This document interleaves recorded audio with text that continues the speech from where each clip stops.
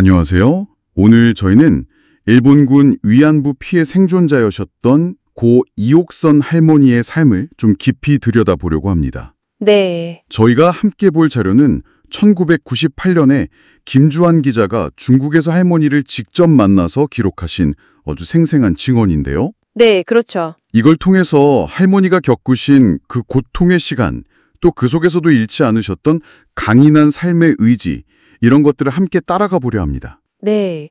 이 증언은 정말 전쟁이라는 거대한 폭력 속에서 한 개인이 겪었던 깊은 상처, 또 트라우마, 그리고 그 인간 존엄성을 지키기 위한 투쟁을 아주 고스란히 보여주죠. 네. 오늘 이 이야기를 통해서 할머니의 삶과 그 시대가 지금 우리에게 던지는 의미, 이런 걸 좀 같이 짚어보면 좋겠습니다. 1998년 인터뷰 당시면 할머니가 71살이셨고 중국 용정시 팔도진이라는 곳에 한 초가집에 살고 계셨어요. 네네. 기록을 보면 굉장히 영민하고 또 씩씩한 분이 있었다고 해요. 맞아요. 특히 그 일본에 대한 감정을 전혀 숨기지 않으시고 나는 일본 사람이라 하지 않고 일본 놈이라고 부른다.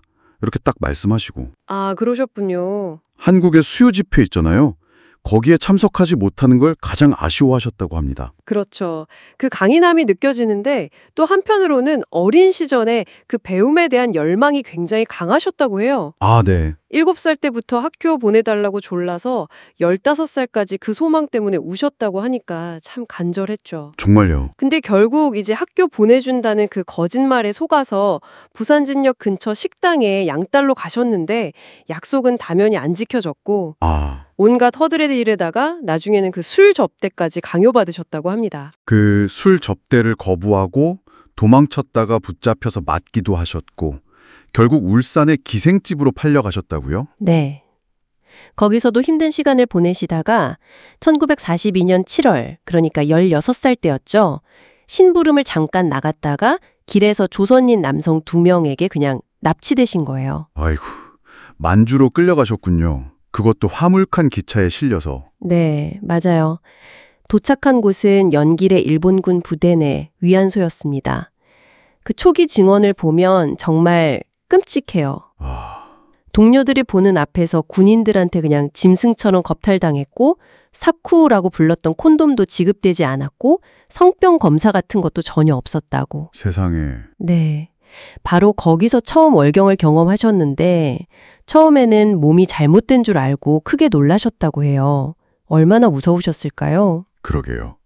이후에 다른 위안소로 옮겨졌는데 거기서는 또 정기적인 성병 검사를 했고 그 고통스러운 6065 주사, 그걸 맞아야 했다고 하셨죠. 네, 그 매독 치료제였는데 부작용도 심각했죠. 근데 정작 다른 병, 예를 들어서 조선인 경찰한테 맞아서 고막이 터졌는데 그런 건 전혀 치료를 안 해줘서 청력에 문제가 생기셨다고. 네, 필요한 치료는 외면당한 채 그저 성병 관리라는 명목으로 또 다른 폭력에 노출되신 거죠.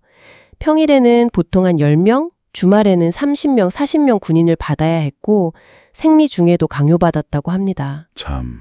얼마나 굶주렸으면 돼지풀을 삶아 먹고 군인이 버린 속옷이나 양말을 주워 입어야 했다고 증언하셨어요.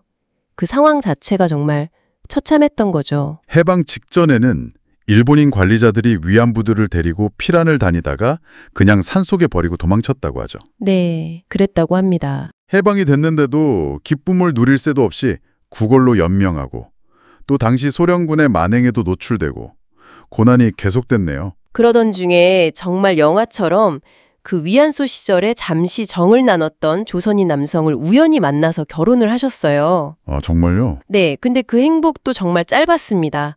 남편이 결혼 나흘 만에 군에 입대해서 돌아오지 못했어요. 아이고. 그 후로 10년간 시부모님을 모시고 살다가 시아버지 권위로 재혼을 하셨다고 합니다. 참 파란만장한 삶이셨죠. 할머니 증언 중에 가장 충격적이었던 게 평생 아이를 가질 수 없게 된 이유였어요. 아, 네. 위안소에서 걸린 매독 치료한다고 강제로 수은 증기를 몸에 쬐는 그런 시술을 받았기 때문이라고. 이걸 또 남성 기자랑 남편 앞에서 증언해 주셨다는 게 참... 네, 그 용기가 정말 대단하신 거죠.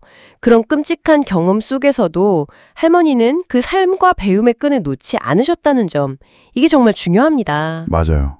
위안소에서조차 일본 글자를 배우려고 하셨고 해방 후에는 또 부녀 주임, 청년단 조장, 심지어 연극 배우로도 활동하시면서 지역사회에 기여하셨어요. 와, 대단하시네요. 네, 손자들한테 직접 한글 가르치시고 무슨 대학 나왔냐 누가 물으면 나는 호미대학 농업과 나왔다 이렇게 재치 있게 답하시는 모습에서 단순한 피해자를 넘어서는 어떤 인간적인 깊이, 강인함, 유머까지 느껴지잖아요. 네, 정말 그래요. 이게 바로 그 트라우마 속에서도 삶을 계속 이어가는 방식?